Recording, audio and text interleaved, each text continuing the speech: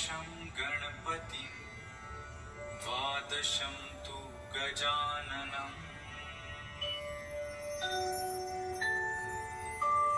द्वादशैतानि नामानि त्रिसन्ध्यं यः पठेत् नरः न च विघ्नभयं तस्य सर्वसिद्धिकरं प्रभो।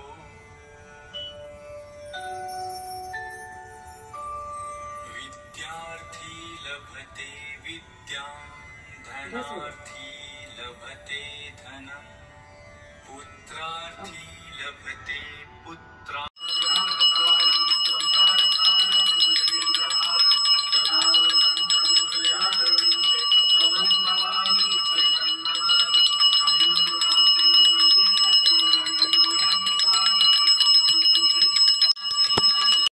नमस्कार. सर्वांना माहिती आहे की काही दिवसांची माझी रजा पडली आहे आणि मी मुंबईमध्ये माझ्या शोल्डरच्या जे वेदना होत आहेत, जे प्रॉब्लेम झालेले आहेत त्याची ट्रीटमेंट घेत आहे.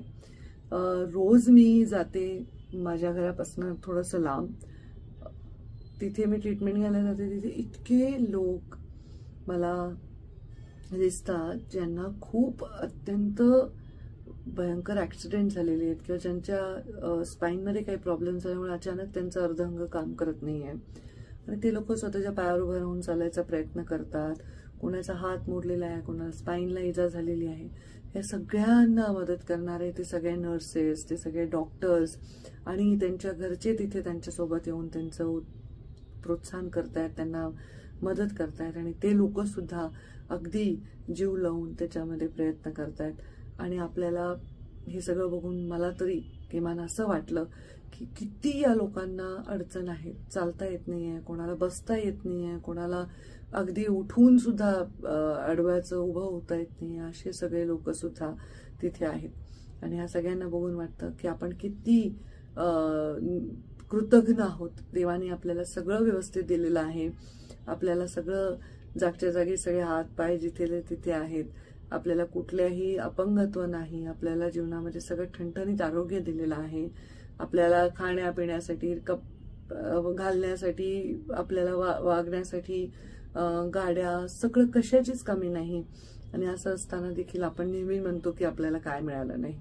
त्याच्यामुळे मला असं वाटतं की अशा ठिकाणी जेव्हा जातो तेव्हा अंतर्मुख होऊन जर विचार केला तर लक्षात येतं की आपल्याकडे काय आहे, काय नाही याचा विचार करण्यापेक्षा काय आहे याचा विचार करा. असं नक्कीच अशी ठिकाणं आपल्याला शिकवत असतात. हे जे लोक आहेत जे सेवा देत आहेत, तिथे नर्सेस आहेत, तिथे फिजिओथेरपिस्ट आहेत, तिथले डॉक्टर आहेत, त्यांचं पण खूप खूप मला कमाल वाटते. कारण असा व्यक्ती ज्याला उठून बसता येत नाही, ज्याला चालता येत नाही, जो नॉर्मल आहे पण त्याचा आज अपंगत्व आले, अशा व्यक्तीला त्याचं मॉरल, त्याचा अंतरात्मा सुदृढ करणं हे सुद्धा एक त्यांचं काम. त्याच्या हाडांबरोबर त्यांच्या शरीराच्या क्षमतेला वाढवण्याबरोबर त्यांच्या अंतरात्म्याला सुदृढ करणं पण खूप मोठं काम आहे. त्यांच्या परिवाराची देखील कमाल आहे की रोज नितांत अडचणीतनं तिथपर्यंत येणं. आर्थिक अडचणी असतील, शारीरिक अडचणी असतील, आणखी नोकरीच्या अडचणी असतील, वेळेच्या अडचणी असतील, ह्या सगळ्या पार करून तिथपर्यंत येतात आणि आपल्या प्रियजनांसाठी तिथे वेळ देतात. खरंच खूप मला कमाल वाटते या सगळ्या गोष्टींची. जीवनामध्ये नेहमी जेव्हा मी असं दुःख, यातना बघते ना तेव्हा मला वाईट वाटतं, अगदी हृदयापासून वाईट वाटतं. पण त्याच्यातून मी हेच शिकत असते की कसं लोक याच्यात लढत असतील. आणि जेव्हा मी सगळं बघत असते ना तेव्हा माझ्या मनामध्ये एकच येतं की ईश्वरा तू तर मला सर्व दिलंयस, मग मला कशाची कमी आहे. जीवनामध्ये एवढं प्रेम लोकांचं, इतका आदर लोकांचा, इतका संघर्ष, तो पण किती म्हणजे काय म्हणतो आपण त्याला, इतका समृद्ध असा संघर्ष मला दिलेला आहे.